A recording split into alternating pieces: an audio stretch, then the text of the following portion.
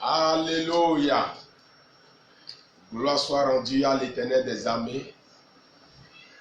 Bien-aimés dans le Seigneur, soyez abondamment bénis dans le beau et précieux nom du Seigneur Jésus-Christ. Celui-là par lequel nous vivons et celui-là par lequel nous allons toujours continuer à vivre. Quoi qu'en soient les nouvelles qui seront données de la part des puissants, quoi qu'en soient les nouvelles qui seront données de la part des médias, sur l'humanité, sur tout ce qui se passe actuellement dans le monde et sur la terre, bien-aimés dans le Seigneur, nous qui sommes cachés en Christ, nous allons vivre, parce qu'il est écrit dans le livre de Proverbes chapitre 18 au verset 10, le nom de l'Éternel est une tour forte, et tous ceux-là qui s'y réfugient se retrouvent en parfaite sûreté. Nous sommes cachés dans le nom de Jésus, c'est pourquoi nous ne craignons rien. Et nous ne pouvons rien craindre à cause de ce que Jésus-Christ est avec nous. Bien-aimés dans le Seigneur, il est écrit dans la Bible 366 fois, ne crains rien ou ne craignez point. Cela veut dire que chaque jour de notre vie, nous ne devrions pas craindre. Tu ne dois pas craindre. Même s'il y a de mauvaises nouvelles, tu ne dois pas craindre. N'oubliez pas l'histoire de cette dame qui n'a jamais eu d'enfant dans sa vie. Et le prophète Élisée avait fait son apparition dans sa maison. Et elle a construit avec, en commun accord avec son mari, une chambre haute dans leur maison pour le prophète Élisée. Et quelques mois plus tard, elle est tombée enceinte. Quelques années plus tard, elle a enfanté un seul garçon. Et le garçon est encore mort, est décédé. Et elle a couru vers le prophète Élisée.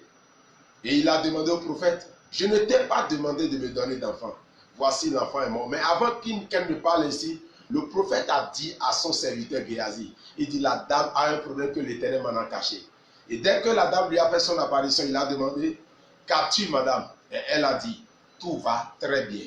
Malgré que son enfant, le seul garçon qu'elle a pu mettre au monde, était déjà mort, était déjà décédé, elle a dit, tout va bien. Je prie pour quelqu'un ce soir, dans le nom de Jésus, tout ira bien pour toi, au nom de Jésus. Amen. Nous sommes ici ce soir pour vous parler sur un thème capital intitulé « Notre identité réelle en Christ Jésus ». Notre identité réelle ou notre vraie identité en Christ Jésus. Il est écrit dans le livre de Jean, Évangile selon Jean, chapitre 3. Nous allons lire le verset 31. Le verset 31, il est écrit. Celui qui vient d'en haut est au-dessus de tous. Celui qui est de la terre est de la terre. Et il parle comme étant de la terre. Celui qui vient du ciel est au-dessus de tout. Alléluia. Prions ensemble, bien-aimés dans le Seigneur. Éternel Dieu, trois fois saint, nous te disons merci. L'ancien des jours, le rocher des âges, l'étoile brillante du matin, le seul, l'unique, le véritable, le créateur du ciel, l'homme qu'il faut pour nous, le Dieu d'Abraham, d'Isaac et de Jacob, nous te magnifions, nous te salmodions, nous te bénissons, nous te célébrons. À cause de ce que tu nous as encore accordé le privilège, ce soir, en ce 6e jour du mois de mai qui est notre mois de la lumière divine, Père, tu t'es déjà préparé afin de nous envoyer un repas copieux, une parole qui va changer notre vie, qui va apporter un changement dans notre destinée. Père, Dieu Tout-Puissant, l'heure a sonné afin que l'Esprit de Dieu puisse se mettre en mouvement pour nous envoyer cette parole. Car tu nous as dit dans le livre de Matthieu chapitre 4 verset 4 que l'homme ne vivra pas seulement du pain, mais de toute parole qui vient de la bouche de l'Éternel. Je ne suis qu'un canal par lequel tu veux passer pour nous enseigner. Nous voulons écouter ta parole, Père. Dans le nom de Jésus-Christ de Nazareth ressuscité, nous te demandons d'effacer une fois encore ce soir notre personnalité et que l'Esprit de Dieu puisse vivifier, afin que cette parole, cet enseignement, cette étude biblique puisse apporter dans la vie de quelqu'un un changement, puisse apporter dans la vie de quelqu'un une prise de conscience. Dans le nom de Jésus, Père, nous te disons merci parce que tu l'as déjà fait. Au nom de Jésus, nous avons prié. Amen. Bien-aimé, prépare-toi, insure-toi ton stylo afin de bien vouloir noter ces quelques vérités. Car la Bible dit que vous connaîtrez la vérité et la vérité vous affranchira. Donc si tu ne connais pas la vérité, tu ne peux pas être affranchi.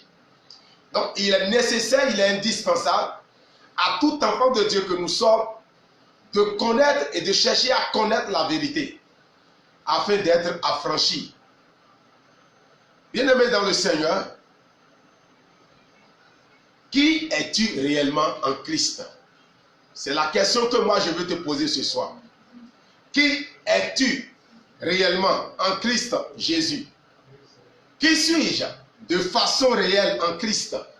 C'est une question qui nous concerne. Toi qui m'entends, cher prédicateur, cher apôtre, cher disciple de Dieu, cher bishop, qui es-tu en Christ Jésus? Qui suis-je? Qui sommes-nous en Christ Jésus? Est-ce que tu te poses cette question? Est-ce qu'une fois dans ta vie, tu t'es posé cette question? Normalement, chacun de nous doit se poser cette question tous les jours de notre vie. C'est-à-dire, tous les matins, on doit se poser cette question avant de sortir de la maison. Qui suis-je en Christ Jésus? Et si tu ne te poses pas une telle question, ou bien tu ne te posais pas une telle question, il est temps que tu puisses commencer par te poser cette question après cet enseignement. Et surtout en ce temps de crise, en ce temps de ravage de peste, en ce temps de crise d'un certain virus, il faut que tu te poses cette question parce que le Seigneur Jésus-Christ est déjà à la porte. Qui es-tu et qui suis-je en Christ Jésus? Tu dois te poser cette question afin d'avoir la bonne réponse à travers les Écritures. Et si tu ne te poses pas cette question, tu ne peux pas savoir qui tu es. De façon biologique, quand tu as un parent, tu as un père et une mère, tu dois te poser la question aussi. Qui suis-je de cette famille? Cette famille dans laquelle je suis, si tu as un tuteur ou bien une tutrice, tu dois te poser la question. Qui suis-je? Suis-je un esclave? Suis-je un serviteur? Ou suis-je un héritier? Qui suis-je? Suis-je un enfant de la maison? Car Jésus-Christ a dit, l'enfant de la maison reste, mais l'esclave et le serviteur ne demeurent pas, ne restent pas. Qui suis-je? Si on ne se pose pas une telle question, nous ne pouvons pas connaître les raisons réelles, les raisons fortes du fait que nous sommes en Christ. Nous devrions savoir qui nous sommes en Christ. Alléluia. Que Dieu nous vienne en aide, bien-aimés dans le Seigneur. Par ce message, bien-aimé, tu sauras de façon réelle ton identité. Tu sauras ta vraie identité en Christ. Alléluia. Qu'appelle-t-on alors identité? Quand nous parlons d'identité, qu'appelle-t-on identité? L'identité, bien-aimé, de façon générale, c'est la personnalité civile d'un individu. C'est ce qui constitue, au fait, ton origine, c'est-à-dire d'où tu es sorti. Quand on parle d'identité, on parle de ton origine. On parle des facteurs déterminants de ton existence. Alléluia. Un exemple, par exemple, c'est-à-dire un exemple concernant ta pièce d'identité, ta carte nationale d'identité. Quand tu as ta carte Pourquoi la carte d'identité dans la vie d'un être humain est importante, est indispensable? Parce que sur ta carte, il y a le nom de ton père, il y a le nom de ta mère, il y a ta maison, il y a ton origine. Alléluia. Et quand tu présentes ta carte, sans que les gens ne voient pas encore, les agents de la police, mais de la gendarmerie, ne voient pas encore ton acte de naissance, ils peuvent déjà savoir qui es-tu. Parce que la pièce d'identité, ta carte d'identité, est établie à base de ton acte de naissance, à base de ton extrait d'acte de naissance. Alléluia. C'est pourquoi, que tu veuilles ou pas sur cette terre, la terre sur laquelle nous sommes, tu dois avoir aussi ta carte d'identité. Parce que c'est à travers cela qu'on pourra t'identifier. C'est à travers cela on pourra dire que tu es de telle personne. Ou bien tu es de telle personne. Alléluia. Tu es de telle mère ou tu es de tel père. Et si tu n'as pas de pièce d'identité, bien-aimé dans le Seigneur, de façon naturelle, c'est comme si tu n'existes pas. Quand un policier, les agents de la police ou de la gendarmerie seront en train de faire leur tour, leur patrouille, ils peuvent te ramasser, mais quand tu as ta pièce d'identité, ils vont te laisser. Ça montre que tu es peut-être de ce pays, soit tu es d'un autre pays, et que tu résides maintenant dans le pays. Alléluia. Tu résides dans un autre pays, c'est-à-dire tu es d'un autre pays, mais tu résides maintenant dans le pays où tu es. Et à travers ta pièce d'identité, ils peuvent savoir si tu es peut-être nigérian, si tu es béninois, ou bien si tu es, je ne sais quoi, italien. C'est la même chose dans le monde spirituel. Si tu n'es pas né de nouveau, bien-aimé, en passant par la repentance sincère et par la confession de la foi, alléluia, selon Romains chapitre 10 du verset 8 au verset 10, tu ne peux pas connaître ton identité en Christ. Parce que ta vraie identité, telle que je l'ai dit tout à l'heure, sur la plateforme spirituelle, il faudrait que tu naisses d'abord de quelqu'un. Dans le monde, c'est-à-dire sur la terre, il faudrait que, quand on va prendre ta pièce d'identité, on puisse aussi identifier tes parents biologiques. C'est la même chose dans le monde spirituel. Il faudrait que tu naisses aussi de quelqu'un. Et cette personne, c'est de Jésus. Tu dois naître d'abord de Jésus. Et quand tu es né de Jésus, alors tu as une origine. Alors, tu as une origine. Mais si tu n'es pas né de Jésus, tu ne peux pas avoir une identité en Christ.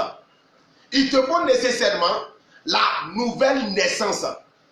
Et toute personne qui n'a pas encore, qui n'est pas encore née de nouveau, bien-aimé dans le Seigneur, il n'a pas encore son identité en Christ.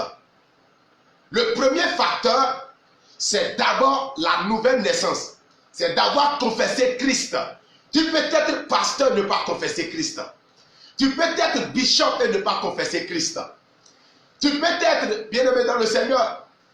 Tu peux venir à l'église et ne pas confesser Christ. J'en ai rencontré une fois dans un pays dont je tais le nom. Un pasteur qui était venu à un séminaire, mais qui n'avait pas encore Christ dans sa vie. Il ne l'avait pas encore confessé. Mais il est un leader spirituel, soi-disant. Et il prêche la parole de Dieu. Il y a beaucoup aujourd'hui qui ont la Bible. Il y a beaucoup qui ont fait des séminaires. Il y a beaucoup qui ont étudié. Mais ils ne sont pas encore nés de nouveau. La nouvelle naissance est le premier carrefour qui va te permettre d'identifier ton origine par rapport à Dieu. Si tu n'es pas encore né de nouveau, tu peux... excusez-moi le thème bien-aimé dans le Seigneur. Tu peux fréquenter l'église 24 heures sur 24. Tu n'es pas encore en Christ et tu n'as pas encore ton identité en Christ. Alléluia. Dans le livre de 2 Corinthiens chapitre 5, le verset 17, La Bible nous dit, si quelqu'un est en Christ, il est une nouvelle créature. C'est-à-dire quoi? La personne est alors une nouvelle créature. La personne est née de quelque chose. Elle est née de quoi? Elle est née alors de Christ.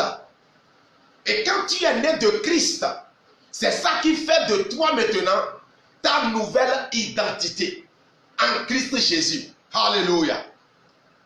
Et quand tu sais qui tu es, tu connaîtras la vraie ou bien ta vraie place dans le royaume de Dieu. Mais si tu ne sais pas qui tu es, si tu ne sais pas dans le royaume de Dieu qui tu es, tu ne peux pas connaître ta place. Le Seigneur Jésus savait qui il est. L'apôtre Paul sait qui il est. Alléluia. Bien-aimé dans le Seigneur, le tout ne suffit pas de dire que j'ai fait des séminaires, j'ai fait de grandes études, j'ai fait la théologie. Tout ça là, c'est zéro. Je ne dirais pas c'est zéro, excusez-moi. Mais tout ça ne t'amène pas à avoir une identité en Christ. Ton identité en Christ, c'est de naître de nouveau. C'est une condition sine qua non. Il n'y a pas de, écoutez-moi, il n'y a pas de substitut en la nouvelle naissance. Il n'y a pas de substitut. Il n'y a pas à faire que je choisis d'aller à l'église, Jésus me connaît. Non. Tu dois d'abord naître de nouveau. C'est pour cela que Jésus a dit à Nicodème, il faudrait que tu naisses de nouveau. Et Nicodème, étant un vieux, il a dit, il faudrait que moi, avec mon âge maintenant, j'entre encore dans le sein de ma mère et je vais renaître. Jésus a dit non, il faut que tu naisses d'eau et d'esprit. Donc, c'est spirituel de ce que je vous dis ce soir, bien-aimé. Quand tu confesses Christ Jésus, automatiquement, tu es né de nouveau. C'est un mystère que nous ne pouvons, personne sur cette terre ne peut jamais développer. C'est un mystère caché à toute la créature, à toute la création. C'est un mystère. Quand tu es né de nouveau. Alléluia. Quand tu confesses Christ, automatiquement tu es né de nouveau. Et celui qui ne confesse pas Christ, il peut bien faire du bien. Je dis, il peut bien faire du bien. Il peut faire comment vous appelez ça, des charités. Il peut donner, et comme mettons, il peut faire des œuvres caritatives, bien comment vous les appelez, bien aimé dans le Seigneur. Ça, c'est pour la terre. C'est pour cela que Jésus a dit, il dit, celui qui vient d'en haut est au-dessus de tous. Celui qui est de la terre est de la terre. Et il parle comme étant de la terre. Celui qui vient du ciel est au-dessus de tous. Donc, l'identité de Christ, c'est du ciel. Et si toi-même tu es né de nouveau, automatiquement tu es du ciel. C'est pour cela, avec une grande conviction, je dis, Corona ne peut jamais me toucher. Parce que je ne suis pas de la terre. Je connais mon identité. Alléluia. Bien-aimé, ce qui ravage l'humanité ne peut pas me toucher. Parce que je ne suis pas de la terre. Cela ne peut que toucher ceux qui sont de la terre. J'appelle le nom de ce papa spirituel avec de respect. Papa Mamadou Karambiri, coronavirus l'a touché, mais parce qu'il n'est pas de la terre. Corona ne l'a pas emporté. Il a eu dessus sur Corona, comme Jésus l'a dit ici. Alléluia. Je ne suis pas de la terre, je suis du ciel. En confessant Christ, automatiquement, mon origine n'est plus terrestre. Mais mon origine désormais est céleste. Et c'est ça que tu dois comprendre. Alléluia. Et si tu ne comprends pas ça, bien-aimé dans le Seigneur, alors tu n'es pas encore né de nouveau. Alléluia. La Bible nous dit, quelque part que nous allons lire ensemble, bien-aimé dans le Seigneur, l'histoire de ce monsieur, amen, l'histoire de ces 7 enfants, dans le livre de Actes des Apôtres, chapitre 19, du verset 13 au verset 16. Il y a les 7 enfants de Sheba. Ils se sont retrouvés devant un démoniaque. Et ils ont dit, nous sommes venus te chasser. Au nom de Jésus que Paul prêche. Or, ils n'ont pas leur identité en Christ. Alléluia. Les 7 enfants n'ont pas leur identité en Christ. Ils n'ont pas leur identité est terrestre, c'est pas céleste. Les démons, les sorciers, les méchants, écoutez-moi. Ceux qui sont dans les loges mystiques, eux-mêmes, ils connaissent ceux qui sont en Christ. Alléluia. Ils nous connaissent. Ils se disent, ceux-là, on ne les touche pas. Ils ne sont pas terrestres. Alléluia. Si tu es en Christ, c'est autre chose. Le démon même sait que tu es en Christ. Le démon même reconnaît ton identité. Allons-y, bien-aimés. Dans Actes chapitre 19. Actes chapitre 19, le verset 13. Il est écrit. Quelques exorcistes juifs ambulants essayaient d'invoquer sur ceux qui avaient des esprits malins le nom du Seigneur Jésus-Christ. En disant, je vous conjure par Jésus que Paul prêche. Vous entendez ça? Je vous conjure par le nom du Seigneur Jésus que Paul prêche. Alléluia. Ils entendent seulement Paul prêcher au nom de Jésus. Ne sachez pas que Paul prêche au nom de Jésus parce que Paul a son identité en Christ. Et Christ le reconnaît. Alléluia. Mais eux, ils n'ont pas encore confessé Christ. Et ils veulent chasser les démons, c'est grave. Écoutez ce qui s'est passé, bien-aimé. La Bible dit, ceux qui faisaient cela étaient sept fils de Sheba, juifs, l'un des principaux sacrificateurs. Au fait, ce sont des enfants d'un sacrificateur. C'est pas parce que ton papa est pasteur que tu es déjà né de nouveau. Non. Ce n'est pas parce que ton oncle est prêtre que la maison est sauvée. Non. Que vous êtes déjà né de nouveau. Non. Qui t'a dit ça? Ce n'est pas parce qu'il est bishop, il est, je ne sais pas, il est monseigneur ou cardinal, que vous êtes né de nouveau. Non. Le salut est personnel. La confession de foi n'a jamais été commune. Et Dieu ne bénit jamais le commun. Dieu bénit l'individu. Le salut est individuel. Alléluia. Vous n'allez jamais voir une pièce d'identité sur laquelle ils ont inscrit le nom de deux personnes. Porteur ou bien titulaire de cette pièce. La pièce d'identité contient le nom d'une seule personne qui est titulaire de cette pièce. Donc le salut est personnel. Il te faut connaître Christ comme ton Seigneur, ton sauveur personnel. Regardez là où va le monde. Là où nous sommes actuellement. Il n'y en a pas ce chef d'État sur la planète Terre qui a de solutions pour les problèmes. Il n'y en a pas. La solution entre les mains de Jésus. Et si tu es né de nouveau, si ton identité est en Christ, je vais te dire, la solution est avec toi. Alléluia. Il est écrit. Les filles malins leur répondit, je connais Jésus et je sais qui est Paul. Mais vous, qui êtes-vous? Alléluia. Il dit, je connais Jésus et je sais qui est Paul. C'est-à-dire d'une autre manière, je paraphrase. Il dit, je connais l'identité de Jésus. Je connais l'identité de Paul. Paul est en Jésus. Mais vous qui êtes-vous? Vous êtes en qui? Quelle est votre origine? Votre origine est terrestre. Elle n'est pas céleste. Alléluia. C'est pourquoi vous ne pouvez pas me chasser de cette maison. Vous ne pouvez pas me chasser de ce corps. La Bible dit, il les saisit. Ce démoniaque, il les a frappés. Les a frappés, chicotés, jusqu'à ce qu'il les a déshabillés. Alléluia. Quand tu n'as pas ton identité en Christ, c'est ce qui va t'arriver ça. Les démons de la maison de ton père vont te frapper. Les démons de la maison de ta mère vont te frapper. Mais si tu es en Christ et tu connais ton identité, waouh! Eux-mêmes, ils vont te tirer chapeau. Ils seront garde à vous à toi. C'est parce que tu ne connais pas ton identité. La Bible dit, et l'homme dans lequel était l'esprit malin s'élança sur eux, se rendit maître de tous d'eux, et les maltraita, de telle sorte qu'ils s'enfuient de cette maison nus et blessés. Pasteur, prédicateur, diacre, c'est pas parce que toi tu prêches, tu es né de nouveau que tes enfants sont nés de nouveau. Et tu dis à tes enfants, vous pouvez aussi prier pour des gens. Il y a quoi ça m'a pris? Il y a royé, il est romé, il est l'autre vie. Alléluia. Il faudrait que nous comprenions ces choses. Ça, l'église a besoin de ça. C'est pourquoi l'apôtre Paul nous dit dans le livre de Colossiens, chapitre 3, alléluia. J'ai beaucoup aimé ce verset que le Saint-Esprit m'a donné. Colossiens chapitre 3, le verset 1er au verset 3. il dit, si donc vous êtes ressuscité avec Christ, cherchez les choses d'en haut, où Christ est assis à la droite de Dieu.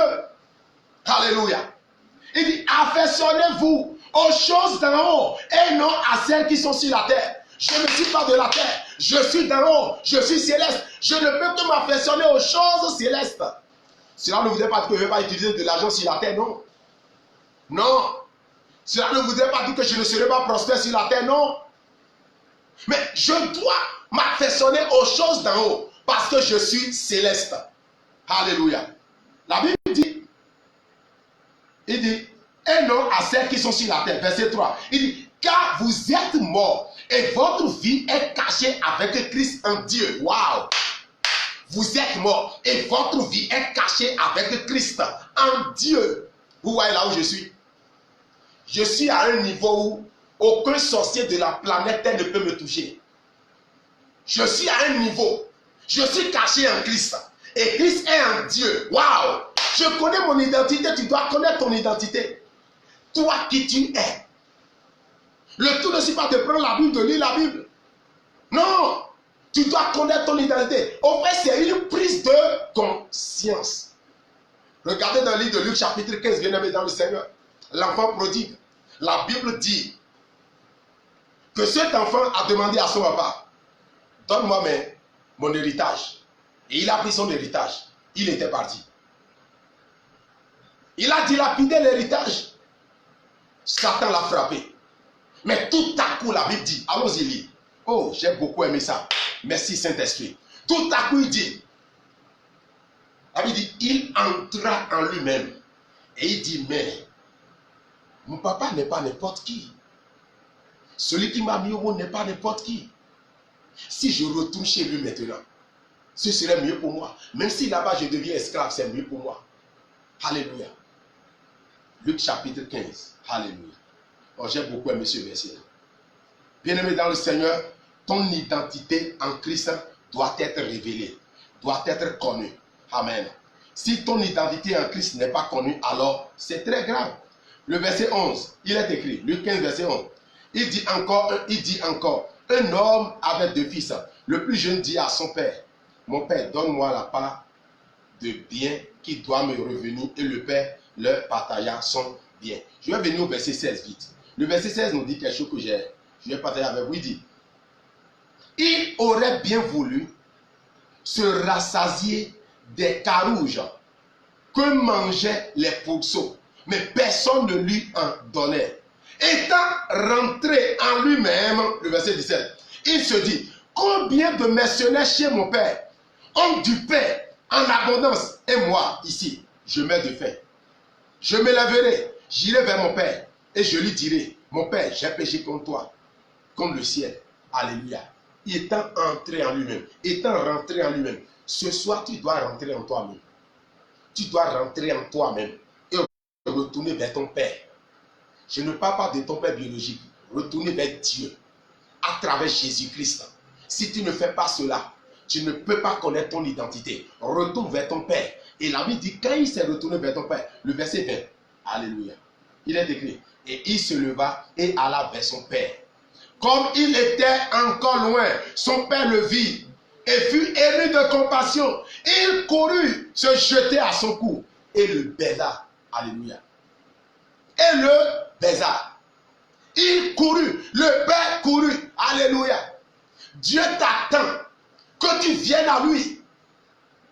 Si ce soir, en cet instant où tu m'entends, tu peux te lever, retourner vers ton Père, retourner vers ton Créateur, par le nom de Jésus, en croyant en sa mort et en sa résurrection.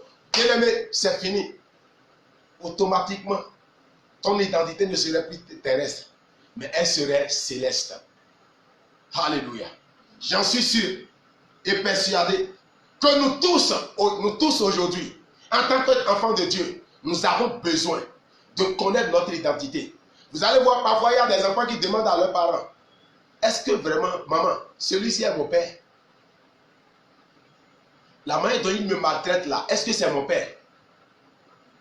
Ça, on va dire, oui, c'est ton père. Mais pourquoi toutes les fois, il ne fait que me frapper et il laisse mon grand frère? Pourquoi il ne fait que me frapper et il laisse ma grande soeur? Alléluia. Il y a des enfants qui continuent de poser ces questions à leurs parents. Est-ce que vous êtes mon père? J'en ai reçu un jour au bureau. La dame était venue, elle a dit, jusqu'à ce que j'ai eu 26 ans, je ne connaissais pas mon père. Je vivais dans une maison, mais je ne connaissais pas mon père. Alléluia. Et c'était à l'âge de 30 ans qu'elle avait découvert son père. Elle avait découvert son père à l'âge de 30 ans. 30 ans après, elle a découvert son père. Comment ça s'est passé? Parce que c'est une histoire longue. Je ne vais pas te le raconter. Je ne vais pas te la raconter. Bien-aimé dans le Seigneur, je suis venu ce soir te dire ton identité est en qui? Si ton identité est en Christ, il faudrait que désormais tu puisses prendre soin de cette identité. La Bible nous dit dans le livre de Jean, chapitre 15, Jean 15, le verset 19, écoutez ce que Jean dit. Jean 15, verset 19, il est écrit, si vous étiez du monde, le monde aimerait ce qui est à lui. Mais parce que vous n'êtes pas du monde et que je vous ai choisi du milieu du monde, à cause de cela, le monde vous hait. Si tu es en Christ, ton identité, ta vraie identité est en Christ, les gens vont te haïr. Pourquoi tu dis, mais pourquoi c'est moi seul qui ai des problèmes dans ma famille? Pourquoi c'est moi seul? Pourquoi ils sont tous contre moi? Alléluia. Si tu es réellement en Christ, les gens seront contre toi parce que Jésus-Christ a dit, il t'a choisi du monde. Et quand il t'a choisi du monde là, tu n'es plus du monde, tu n'es plus terrestre, mais tu es désormais quoi? Céleste. Et c'est ça. Il est parti loin dans le livre de Jean chapitre 17. Jean 17, le verset 14, il a dit quelque chose que j'ai beaucoup aimé, qui rime avec Jean 15, verset 19 là.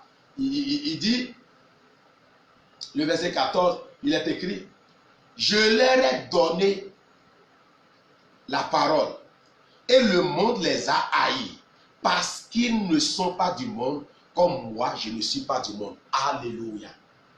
Et ils ne sont pas du monde. Jésus-Christ a reconnu que ses disciples n'étaient pas du monde. Il dit, je leur ai donné la parole et le monde les a haïs parce qu'ils ne sont pas du monde. Tu es en train d'être haï parce que tu n'es pas de cette terre. Toi, tu es céleste. Ceux qui sont terrestres vont te haïr parce qu'ils ne pourront jamais te comprendre. Vous ne pouvez jamais parler le même langage. Bien-aimé dans le Seigneur, comment se fait-il? Toi, mais dis-moi la vérité. Un Chinois et un Haoussa vont se comprendre. S'ils ne parlaient pas ensemble l'anglais, mais si le Chinois doit parler le chinois, le Haoussa doit parler Haoussa, ils vont se comprendre comment? Ils ne pourront jamais se comprendre. Vous voyez ce qui s'est passé dans Genèse chapitre 11, non? Concernant la tour de Babel. Quand Dieu, dans sa toute souveraineté, avait fait le dispatching des langues. Les gens ne se sont plus compris. Vous savez pourquoi? Parce qu'ils ont commencé par parler de différentes langues. Alléluia. C'est la même chose, nous sommes célestes. Nous ne pouvons que parler de le langage céleste. Mais pourquoi toi tu parles le langage terrestre? La Bible dit dans Isaïe 8, verset 12, n'appelez pas conjuration ce que ce peuple appelle conjuration. Waouh! N'appelez pas, ne rendez pas le même témoin que ce peuple. Ne tenez pas le même langage que ce peuple. Notre langage en tant que céleste doit être différent. Est-ce que toi, ton langage est différent? Au contraire, toi, tu te lamentes aujourd'hui même plus que les païens. Devant les païens, c'est toi qui as tous les problèmes du monde. Alléluia. Tu n'arrives même pas à cacher tes situations. Jésus, quand il était sur la terre, il avait aussi des problèmes. Vous ne le savez pas. Jésus avait des problèmes. Un exemple, il a dit, aucun prophète n'est accepté chez soi. Il a été rejeté chez lui. Il est dans le Seigneur. Jésus avait des problèmes. Les sacrificateurs étaient tous les jours derrière lui. Jésus avait des problèmes. Mais il ne regardait pas cela. Il sait qu'il est céleste. Et il doit repartir. Bien-aimé, si tu es céleste, tu dois repartir un jour. Parce que Jésus doit encore revenir. Jésus doit revenir chercher son église. Et ceux qui ont leur identité en Christ, c'est ceux-là qui seront avec Jésus. C'est les célestes qui seront avec Jésus. Mais les terrestres ne seront pas avec lui parce que Jésus n'est pas terrestre. Il est céleste. Bien-aimé dans le Seigneur, il faut que tu naisses de nouveau. C'est capital pour toi. C'est indispensable pour toi. Nous allons laisser tout ce que nous avons. L'argent que tu as dans ton compte bancaire, tu vas laisser ça un jour. Tout ce que tu as, comme tu le sais, tu vas laisser un jour. Comme je l'ai dit à quelqu'un hier, j'ai dit, tu as quoi que quelqu'un n'avait pas eu? Ou bien tu as quoi que quelqu'un d'autre n'aura pas? Il n'y a rien que tu as que quelqu'un hier n'avait pas eu. Et il n'y a rien que tu as que quelqu'un d'autre n'aura pas demain. Dieu fait grâce à qui il veut. Et la grâce du salut est en train de frapper à ta porte ce soir. Il faudrait que tu naisses de nouveau pour connaître ton identité en Christ. Bien-aimé dans le Seigneur, je suis très content de vous pour écouter cet enseignement biblique. Alléluia. Même si quelqu'un continue à te haïr, je t'annonce ce soir que parce que tu es céleste, la victoire est de ton côté. Parce que l'apôtre Paul dit, je suis plus que vainqueur. Je suis plus que vainqueur. Et tu es aussi plus que vainqueur. Parce que nous sommes célestes. N'oubliez pas que le céleste a combattu et il a eu la victoire. Si tu es céleste, tu auras toujours la victoire. Soyez abondamment bénis dans le beau et précieux nom du Seigneur Jésus. Je prie pour toi, si tu n'as pas encore confessé Christ, tu vas répéter avec moi ce soir. Éternel Dieu, je te dis merci parce que ta parole m'a visité. Et je ne peux que m'abandonner à cette parole. Je veux me retrouver dans ma vraie identité. C'est pourquoi ce soir, je confesse avec ma bouche que Jésus-Christ est mon Seigneur et mon Sauveur personnel. Que mon nom qui avait été écrit dans le livre de la mort soit effacé. Et que mon nom soit réécrit à nouveau dans le livre de la vie. Afin que Jésus-Christ puisse me considérer désormais comme son disciple. Dans le beau et précieux nom du Seigneur Jésus-Christ. Amen. Si tu as fait cette prière avec moi, je te souhaite bonne arrivée, bienvenue dans le royaume de Dieu. Soyez bénis dans le nom de Jésus. Amen.